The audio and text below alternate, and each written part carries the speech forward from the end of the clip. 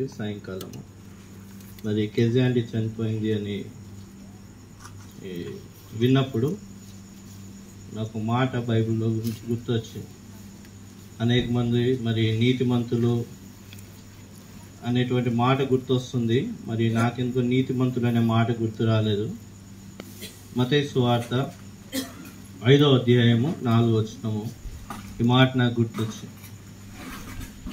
మత్తయి సువార్త 5వ అధ్యాయము 4వ వచనం, దుఃఖపడువారు ధన్యులు, వారు ఓదార్చబడుదురు. కాబట్టి కెజీ ఆంటీ మరి చర్చ్లో మంచి సింగర్ ఆంటీ, సిస్టర్స్లో మంచి సింగర్ ఆంటీ. కాబట్టి హెబ్రోన్ సహవాసంలో నేను 2 తరాలను చూశాను. అంటే సిస్టర్స్ 2 తరాలు. మొదటి తరము మరి Lalitha aunty, Jayaprada aunty, Sampatha aunty, Ludi aunty, వీళ్ళంతా మొదటి తరం వాళ్ళు. మొదటి తరం వాళ్ళంటే చాలా స్ట్రిక్ట్గా ఉంటారు. కట్టె పట్టుకొని వచ్చి కొడతారు వాళ్ళు. ఈనాకంకులు కూడా అంటుంటాడు, మా అమ్మ వాట్సనమ్మ మరి తను వచ్చిందంటే అందరూ భయపడతారు, తను వచ్చిందంటే అందరూ భయపడతారు, చాలా స్ట్రిక్ట్గా ఉంటుంది అని అంకుల్ చెప్పేవాడు. కానీ నేను తనని చూడలేదు. కానీ నాకు తెలిసినప్పటి నుంచి మరి సంపద ఆంటీ, మరి తర్వాత మరి లూది ఆంటీ, లలిత ఆంటీ, హేమలత ఆంటీ, వీళ్ళు బాగా తిట్టేవాళ్ళు. అబ్బా సండే స్కూల్ టీచర్ అంటే ఎంత స్ట్రిక్ట్గా ఉంటారా అని భయం అయ్యేది. తర్వాత సెకండ్ జనరేషన్లో మరి కెజీ ఆంటీ వాళ్ళు వచ్చేవాళ్ళు. తర్వాత రిచి వాళ్ళ మదర్ మీరా ఆంటీ వచ్చేది. వీళ్ళేమో ప్రేమగా చెప్పేవాళ్ళు. తర్వాత కరుణాంటీ, ఉపేందర్ అంకుల్ వాళ్ళ వైఫ్, తను కూడా చాలా ప్రేమగా చెప్పేవాళ్ళు. అంటే ఫస్ట్ జనరేషన్లో మరి చాలా కోపంగా ఉండేవాళ్ళు. వీళ్ళ జనరేషన్ అంతా ప్రేమగా ఉండేవాళ్ళు. అంటే వాళ్ళు వస్తే వణుకు పుట్టేది. ఇది సంపద అంటే వచ్చిందంటే కాళ్ళు వణికేది సండే స్కూల్లో. తర్వాత ఇంకా మీరా ఆంటీ వచ్చినా, లేదంటే మరి కెజీ ఆంటీ వచ్చినా ఎంత సంతోషమో. మంచి కథలు చెప్తారు, పాటలు నేర్పిస్తారు, ఎంతో సంతోషం. ఎంకరేజ్ చేసేవాళ్ళు, రాని పిలిచేవాళ్ళు, పిలిచి పాటలు పాడిపించేవాళ్ళు. యాక్చువల్గా నేను దేవుని వాక్యం అంటే నాకు ఇష్టం లేదు, అంటే స్టేజ్ ఫియర్ ఉండేది బాగా. ఈ మీరా ఆంటీ, కెజీ ఆంటీ ఏమో నన్ను, కరణ్ని, రిచ్చిని, ముగ్గురిని పిలిచి బీబీఎస్లో మీరేమి యాక్షన్ సాంగ్స్ నేర్చుకున్నారు అవి సండే స్కూల్లో పాడి వినబెట్టండి అని నిలబెట్టేవాడు. వీళ్ళు నిలబెట్టిన దాన్ని బట్టి ప్రభుకు దూరంగా పోలేకపోయినాం. అంటే ప్రభు అంటే ఇష్టం లేదు, లోకం అంటే ఇష్టం. మరి క్రైస్తవ కుటుంబంలో పుట్టినాం కాబట్టి రక్షణ, మార్మన్స్, పాప క్షమాపణ లేదు, లోకమే ఇష్టం. వీళ్ళు ఎంకరేజ్మెంట్ చేసిన దాన్ని బట్టి పాటలు నేర్చుకునే వాళ్ళము, కథలు నేర్చుకునే వాళ్ళం. ఈ ఆంటీ వాళ్ళ తర్వాత నెక్స్ట్ జనరేషన్ ఎస్తర్ అక్క వాళ్ళు ఇప్పుడు హెబ్రోన్లో, బేతనియాలో సేవ పరిచర్య చేస్తున్నారు పిల్లల మధ్య. కాబట్టి 3 తరాలు చేస్తూ వచ్చినారు. దానిలో కెజీ ఆంటీ, మీరా ఆంటీ వీళ్ళు చాలా ఎంకరేజ్మెంట్గా ఉండేవాళ్ళు. అంటే పిల్లల్ని ఆత్మీయంగా పెంపొందించాలా, ఆత్మీయంగా పిల్లల్ని మరి నిలబెట్టాలా అనేటువంటి ఆశ వీళ్ళకు ఉండేది. దాన్ని బట్టే మేము ప్రభులోకి వచ్చిన, వాళ్ళ ప్రేమను బట్టే మేము ప్రభును తెలుసుకున్నాం. ఆంటీ ఎప్పుడు పిలిచేది, పాటలు పాడడం అనేది, కథలు చెప్పేది. ఆ కథలు తను చెప్తే ఇంకా గుర్తుండిపోతారు. తను చెప్పేటువంటి స్టోరీస్ గుర్తుండిపోతారు. అంతగా మరి ఆత్మీయంగా వాళ్ళు కొంతకాలము మమ్మల్ని పోషిస్తూ వచ్చినారు. వాళ్ళని బట్టే మరి కొంతకాలంగా బేతనియాలో మరి మేము ముగ్గురము, తర్వాత కొంతమంది యవనస్తులము దేవుని పరిచర్య చేస్తూ వచ్చినాం. తర్వాత దైవదాసులు కూడా మమ్మల్ని గుర్తించి మరి పరిచర్య పంపుతూ వచ్చినారు. దాన్ని బట్టి దేవుని వాక్యాన్ని ప్రజల మధ్యలో పంచుకోవడానికి ప్రభు సాయం చేస్తూ వచ్చినాడు. కాబట్టి ఎప్పుడు ఆంటీ పిలుస్తుంది, యోగక్షేమాలు ఎప్పుడు కూడా అడుగుతూ ఉంటుంది. ఎట్లా ఉన్నావు, మా కరణ్ ఇట్లా ఉన్నాడు, మరి మా యొక్క అందీప్ ఇట్లా ఉన్నాడు, మా అభిషేక్ ఇక్కడ ఉన్నాడు, వాళ్ళ గురించి ప్రార్థన చేయి అని ఆంటీ ఎప్పుడు చెప్తుంటారు. ఏదైనా మరి సంఘంలో ఏదైనా బాధ ఉన్నా ఏదున్నా కానీ ప్రేమించేది. అంత మంచి మరి విశ్వాసం. ఎందుకు ఈ మాట చెప్తున్నానంటే, సంఘాల్లో మరి ఆత్మీయులు అనేది చాలా అవసరం. రక్షణ మార్మన్స్ పాప క్షమాపణ పొందిన వాళ్ళు దేవుని పరిచర్య సేవ చేస్తాయి. నిజంగా ఆత్మలు రక్షింపబడతాయి. మన లోకంలో ఉండి పాపంలో ఉండి మన జీవితాన్ని కొనసాగించి దేవుని పరిచర్య సేవ చేస్తాయి. ఆత్మలు కట్టబడలేవు, కుటుంబాలు పోషింపబడలేవు, కుటుంబాలు ఆత్మీయంగా ఎదగలేవు. ఎప్పుడైతే కుటుంబాలు ఆత్మీయంగా ఎదుగుతారో వాళ్ళు నిత్యరాజ్యం పరలోక రాజ్యానికి వెళ్తారు. కాబట్టి ఆత్మీయులు చాలా ప్రాముఖ్యమైనటువంటి వాళ్ళు. ఎందుకంటే వాళ్ళు ఆత్మలను నిలబెడతారు, వ్యక్తులను కాపాడుతారు, నిత్యరాజ్యం కొరకు సిద్ధపరుస్తారు. ఇక్కడ ఒక మాట రాయబడింది, మత్తయి సువార్త 5వ అధ్యాయము 4వ వచనంలో, దుఃఖపడేవారు ధన్యులు, వాళ్ళు ఓదార్చబడు. మరి ప్రభు ఈ మాట ఎందుకు మరి నాతో మాట్లాడినావు ప్రభువా అని ఆయన అడిగితే, ప్రభు లాజర్ జీవితాన్ని నాకు చూపెట్టినాడు.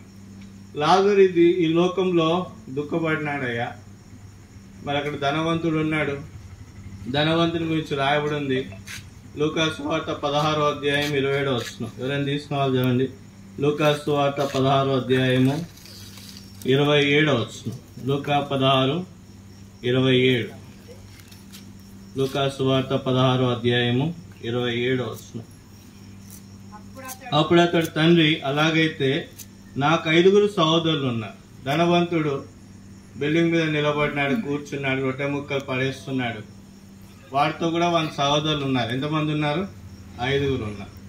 5కి రక్షణ లేదు, మారుమనసు లేదు. మరి ఒకడే చచ్చిపోయిండు. ఎక్కడికి పోయిండు? నరకానికి పోయిండు, పాతాళం. అక్కడ యాతన పడుతున్నాడు. మేము లోకంలో ఉన్నాం. ఇక్కడ ఒక మాట రాయబడి ఉంది చూడండి. అందుకు అబ్రాహాము 29వ వచనం. అందుకు అబ్రాహాము, వారి యొద్ద మోషేయు ప్రవక్తలు ఉన్నారు, వారి మాటలు వినవాలని అతనితో చెప్పాడు. అక్కడ ఎవరు ఉన్నారంట? మోషే ప్రవక్తలు ఉన్నారు. కాబట్టి మోషే ప్రవక్తల ఆ యొక్క ధనవంతునికి చెప్పినారు, ధనవంతులు ఉన్నటువంటి 5 సహోదరులకు చెప్పినారు. ఈ 6 కూడా దేవుని మాట వినలేదు, దేవునికి లోబడలేదు, దూరంగా అయిపోయారు. వాళ్ళు ఒక వ్యక్తి మాత్రమే విన్నారు. ఎవరు విన్నారు? లాజర్ అక్కడ చెత్త కుప్ప దగ్గరికి వెళ్ళినాడు, రొట్టె ముక్కలు ఏరుకుంటున్నారు. మోషే వచ్చిండ్రు, ప్రవక్తలు వచ్చి ఆ దరిద్రుడైనటువంటి లాజర్ని దేవుని నమ్ముకో అని ప్రవక్తలు చెప్పినారు. లాజర్ ఏం చేసినాడు? దేవుని నమ్ముకున్నాడు. దేవుని దగ్గరికి వచ్చి తన పాపాలు ఒప్పుకున్నాడు. నేను పాపిని అని దుఃఖంతో ఒప్పుకున్నాడు, వేదంతో ఒప్పుకున్నాడు. అయ్యా నాకు కురుపులు ఉన్నాయి, ఈ కురుపులన్నీ కూడా దేవుడు క్షమిస్తాడా అని తన పాపాన్ని ప్రభు దగ్గర ఒప్పుకున్నాడు. రక్తాన్ని గార్చినటువంటి ప్రభు దగ్గర ఒప్పుకొని తన పాపాలు కడుక్కున్న దాన్ని బట్టి నిత్యరాజ్యంలోకి వెళ్ళినాడు. నిత్యరాజ్యంలోకి వెళ్ళిన తర్వాత ధనవంతుడు చూస్తున్నాడు, లాజర్ ఎక్కడున్నాడంట? అబ్రహాం రొమ్మున ఉన్నాడు. అయ్యో వాడు కురిపి నేను రొట్టె ముక్కలు వేస్తే తిన్నాడు, వాడు ఇప్పుడు ఎక్కడ ఉన్నాడంట? అబ్రహాం రొమ్మున ఉన్నాడు. ఇప్పుడు ఏం చేస్తున్నాడు? రొమ్ము కొట్టుకుంటున్నాడు. నేను నా 5 సహోదరులు మోషే చెప్పిన మాటలు, ప్రవక్తలు చెప్పినటువంటి మాటలు, రక్షణ మాటలు మేము వినలేదు. బహుశా వాళ్ళు యూదులు అయి ఉండొచ్చు. ఎందుకంటే ప్రభు అయిన యేసుక్రీస్తు వాళ్ళు యూదులు. వాళ్ళకు మతం తెలుసు, దేవుడు తెలియదు. ఏం తెలుసు వాళ్ళకు? మతం తెలుసు, సమస్తం చేస్తారు. బహుశా ఆ యొక్క యాజకత్వం కూడా చేస్తారేమో. బహుశా ఆ యొక్క యెరూషలేములో మంచి పేరు ప్రఖ్యాతి కలిగిన వాళ్ళేమో. ఏం లేదు, వాళ్ళకు రక్షణ లేదు. ఎవరి మాట విన్నారంటే లాజరు, మోషే ప్రవక్తల మాట విన్నారు. కాబట్టి ప్రభు అయిన యేసుక్రీస్తు వారు కూడా ఈ లోకంలో ఏం చేయబడినాడు? దుఃఖపడినాడు. లాజర్ ఈ లోకంలో దుఃఖపడినాడు. లాజర్ ఏం చేయబడినాడంట? ఓదార్చబడినాడు. ఎలా ఓదార్చబడినాడు? నిత్యరాజ్యంలో ఎక్కడ ఉన్నాడు లాజరు? అబ్రహాము రొమ్మున ఉన్నాడు, ఆయన ఓదార్చబడినాడు. కాబట్టి ఎవరు యాతన పడుతున్నారు? ధనవంతుడు యాతన పడుతున్నాడు. కాబట్టి ఈ లోకంలో ఎవరైతే దుఃఖాన్ని సహిస్తారో, ప్రభు కొరకు నిలబడతారో వాళ్ళు ఏం చేయబడతారు? ఓదార్చబడతారు అనేటువంటి మాట పరిశుద్ధ గ్రంథమైన బైబిల్లో రాయబడింది. అందుకోసమే రాస్తున్నాడు. మొదటి తెస్సలోనికీయులకు రాసిన పత్రిక 4వ అధ్యాయము 13వ వచనం. మొదటి తెస్సలోనికీయులకు రాసిన పత్రిక 4వ అధ్యాయము 13వ వచనం. 4:13. సహోదరులారా, నిరీక్షణ లేని ఇతరుల వలె. అంటే ఏంటిదంట, వాళ్ళకి ఏం లేదంట, నిరీక్షణ లేదు. ప్రభు వచ్చినాడనేటువంటి నిరీక్షణ లేదు. ప్రభు శిలువ మీద తన యొక్క రక్తాన్ని చిందించినాడనే నిరీక్షణ లేదు. పాపాలు కడగబడాలనేటువంటి నిరీక్షణ లేదు. దేంట్లో ఉన్నారు? మతంలో ఉన్నారు. మతము గతం లాంటిది. మతము నిత్యరాజ్యంలోకి తీసుకొని పోదు. నిరీక్షణ లేని వాళ్ళు అంటే మందిరానికి వెళ్తున్నారు, దేవుని చూస్తున్నారు, వెళ్తున్నారు, వస్తున్నారు, ఒక నిరీక్షణ లేదు. ఆ నిరీక్షణ ఏంటి? శుభప్రదమైనటువంటి నిరీక్షణ. అది మహిమతో కూడుకున్నది. అందుకోసం రాయబడి ఉంది, చూడండి. ఫిలిప్పీలకు రాసిన పత్రిక 3వ అధ్యాయము 21వ వచనం. ఫిలిప్పీలకు రాసిన పత్రిక 3వ అధ్యాయము 21వ వచనం.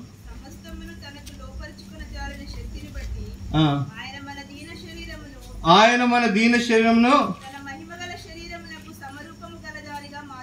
తన మహిమ గల శరీరమునకు సమరూపము గలదానిగా మార్చును. కాబట్టి ఈ లోకంలో ఉన్నప్పుడు మానవుడు ఎట్లా ఉన్నాడంట? దీన శరీరంతో ఉన్నాడు. కాబట్టి క్రిస్టియానిటీ నిజంగా ఎంతో కష్టంతో, ఎంతో బాధతో తన జీవితంలో మరి చివరి దినాల్లో చాలా బాధను వచ్చుకుంది. ఎప్పుడు హాస్పిటల్కి వెళ్ళాలా, ట్రీట్మెంట్ తీసుకోవాలా, ఇంట్లో బెడ్ రెస్ట్ తీసుకోవాలా. కాబట్టి తను ఎలా ఉందంట? దీన శరీరంతో ఉంది. తర్వాత తన శరీరము ఏ విధంగా మారుస్తాడంట దేవుడు? మహిమ కలిగినటువంటి శరీరంగా, తన శరీరానికి సమరూపము గల దానిగా మారుస్తాడు. కాబట్టి ప్రభువును ఎరిగితే ప్రభు మహిమను ప్రజలకు ఇస్తాడు. అదే రక్షణలో ఉన్నటువంటి గొప్ప భాగ్యం. ప్రభువును మనం ఎరిగితే ప్రభు యొక్క దీన శరీరాన్ని తీసివేస్తాడు. ఈ బలహీనమైనటువంటి శరీరాన్ని తీసేస్తాడు. బలహీనమైనటువంటి శరీరం అంటే ఏంటిది? ఇద్దరు అక్క జిల్లాలు ఉంటారు, మాట్లాడుకోరు అంటే దీన శరీరం. అంటే ఇద్దరు దేవుని నమ్ముకున్న వాళ్ళైనా కానీ పక్కనే ఉంటారు కానీ మాట్లాడుకోలేనటువంటి పరిస్థితి. అది దీన శరీరం. ఎందుకు? బలహీనతల్లో ఉన్నారు. అదే తన మహిమ కలిగినటువంటి శరీరంలో ఉంటే, నిత్యరాజ్యంలో, పరలోక రాజ్యంలో ప్రభుతో ఉంటే ఎంతో సంతోషంతో ఉంటారు. కాబట్టి ఇప్పటి వరకు క్రిస్టియానిటీ మరి ఎట్లా ఉన్నదంట? దీన శరీరంతో ఉంది. అంటే తను బాధతో ఉంది, వేదంతో ఉంది. అది కూడా ఒక విధానంలో అర్థం చేసుకోవచ్చు. తను బాధతో ఉంది, వేదంతో ఉంది. మరి ఎందుకు తను ఓదార్చబడింది? రాయబడి ఉంది. ఎలా ఓదార్చబడిందంట? నిత్య రాజ్యంలో ప్రభుతో ఉంది కాబట్టి ఓదార్చబడింది. ఎందుకు? తను దుఃఖపడు వారు ధన్యులు, వారు ఓదార్చబడుతురు. కాబట్టి ఎందుకు ఓదార్చబడుతున్నా అంటే మానవుడు ఈ యొక్క శరీరాన్ని వదిలిపెట్టిన తర్వాత ప్రభుతో ఉంటున్నాం కాబట్టి ఓదార్చబడతాం. ప్రభుతో కలిసి ఉంటాం, ప్రభు మహిమలో ఉంటాం. కాబట్టి పొద్దుగాల కరణ్ కానీ, అంకుల్ కానీ, మరి అభిషేక్ కానీ, అనురాగ్ కానీ ఈ లోకాన్ని వదిలిపెట్టిన తర్వాత మా అమ్మని కలుసుకుంటామనేటువంటి శుభప్రదమైనటువంటి నిరీక్షణ. ఇప్పుడు ధనవంతుడు ఆ యొక్క అగ్నిగుండంలో అంటాడు, నా సహోదరులు నన్ను కలుసుకోవచ్చు. ధనవంతుని యొక్క అభిలాష ఏంటిదంట? నా సహోదరులను కలుసుకోవద్దు. ఎక్కడ కలుసుకుంటారు? వాళ్ళ సహోదరులు కలుసుకోవాలనుకుంటే ధనవంతుని కలుసుకుంటారా? వాళ్ళ సహోదరులు కలుసుకుంటే నిత్య నాశనంలో కలుసుకోవాలి, పాతాళంలో కలుసుకోవాలి. అది ధనవంతుని ఆశ ఏంటంటే నా సహోదరులు నన్ను కలుసుకోకూడదు. మోషే ప్రవక్తలు వాళ్ళ దగ్గరికి వెళ్ళాలా, లాజరు వాళ్ళ దగ్గరికి వెళ్ళాలా, మళ్ళా మృత్యుంజయుడే తిరిగి భూలోకానికి వెళ్ళాలా, వెళ్ళి లాజరు అగుపరచబడాలా. వాళ్ళకు నేను పరలోకానికి వెళ్ళినాను, దేవుడు నన్ను అబ్రహాము కుడిపార్శ్వం నన్ను కూర్చోబెట్టినాడు, మళ్ళీ నేను భూమి మీదకి వచ్చినాను, మీరు దేవుని నమ్మండి అని లాజరు చెప్పుతాడేమో అనేటువంటి ఆశ. ఎందుకు? ధనవంతుడు ఇంకా దుఃఖపడుతున్నాడు. ఓదార్పు లేదు ధనవంతునికి. ఎవరికి ఓదార్పు ఉందంట? లాజరుకు ఓదార్పు ఉంది. కాబట్టి ఈ లోకంలో కూడా ప్రభు కూడా తన జీవితాన్ని ఎలా సమర్పించుకున్నాడు? హెబ్రీయులకు రాసిన పత్రిక 5వ అధ్యాయము 7వ వచనం. హెబ్రీయులకు రాసిన పత్రిక 5వ అధ్యాయము 7వ వచనం. శరీరధారి అయిన దినములో ఆయన మహారోదనతోనూ కన్నీళ్లతోనూ తన్ను మరణం నుండి రక్షింపగల వానికి ప్రార్థనలు యాచనలు సమర్పించి భయభక్తులు కలిగి ఉన్నందున ఆయన అంగీకరింపబడిన. ప్రభు ఎలా అంగీకరింపబడినాడంట? శరీరధారైన దినంలో మహారోధంతోనూ కన్నీళ్లతోనూ తన్ను మరణం నుండి రక్షింపగల వానికి ప్రార్థన చేస్తున్నాడు, యాచనలు సమర్పించినాడు, చివరిగా భయభక్తులు కలిగి ఉన్నాడు, శిలువకు లోబడినాడు, మరణాన్ని స్వీకరించి ప్రభు ఏం చేయబడినాడు? అంగీకరించబడినాడు. కాబట్టి దుఃఖపడే వారు ధన్యులు, వాళ్ళు ఓదార్చబడుతారు. ప్రభు అంగీకరించబడినాడు, ప్రభు శిలువకు అప్పగించబడినాడు, ఆయన మరణించినాడు, సమాధి చేయబడినాడు, 3వ దినాన తిరిగి లేచినాడు. ఆయన 3వ దినాన తిరిగి లేచినాడు. ఆయనందు ఎవరైతే విశ్వాసం ఉంచుతారో వాళ్ళు కూడా ఏం చేస్తారంట? తిరిగి లేపబడతారు. యోహాను సువార్త 11వ అధ్యాయము 25వ వచనం. John gospel chapter 11 verse 25. యోహాను సువార్త 11వ అధ్యాయము 25వ వచనం. అందుకు యేసు, పునరుత్థానమును జీవమును నేనే, నా యందు విశ్వాసం ఉంచువాడు చనిపోయినను బ్రతుకును, బ్రతికి నా యందు విశ్వాసం ఉంచి ప్రతివాడును ఎన్నటికీ చనిపోడు. ఈ మాట నమ్ముచున్నావని ఆమెను అడిగాను. కాబట్టి ఇక్కడ రాయబడి ఉంది, పునరుత్థానము జీవము నేనే, నా యందు విశ్వాసం ఉంచిన వాడు చనిపోయినను బ్రతుకును. కాబట్టి ఆంటీ ప్రభు యందు విశ్వాసం వచ్చింది, తను చనిపోయింది, అక్కడ బ్రతికింది, ప్రభుతో ఉంది, ప్రభుతో మాట్లాడుతుంది, అడుగుతున్నాడు కావచ్చు ప్రభు. మరి మనం ఆంటీ అని అంటాము, ఆయన మంచిగా తన కుమార్తెలాగా పిలుస్తాడు. కేజీయా, మరి ఓదార్చబడినావా, నీ బాధ పోయిందా అంటే, ఆంటీ నేను భూలోకంలో పాడినటువంటి పాటలు ఇప్పుడు నాకు కళ్ళారా చూస్తున్నానని అంటుంది. కాబట్టి ఎంత ఓదార్పు. అందుకోసమే మొదటి రాష్ట్ర పత్రిక 4వ అధ్యాయము 18వ వచనంలో ఈ మాట రాయబడింది. చివరి మాట, మొదటి రాష్ట్ర పత్రిక 4వ అధ్యాయము 18వ వచనం. 4వ అధ్యాయము 18వ వచనం. కాబట్టి మీరు ఈ మాటల చేత ఒకరినొకరు ఆదరించుకోండి. కాబట్టి ఈ మాటల చేత ఆదరించుకోండి. ఆదరణ లేదని లేదు, దుఃఖం ఉండొచ్చు, ఆదరణ ఉంది, అదే నిత్య రాజ్యంలో ఉంది. ఇక్కడ ఆదరింపబడాల్సిన అవసరం లేదు. బహుశా లాజర్ ఇక్కడ ఆదరింపబడలేదు, ప్రభుతో కలిసి ఆదరింపబడినారు. కాబట్టి క్రైస్తవ జీవితం సౌభాగ్యమైనటువంటి జీవితం.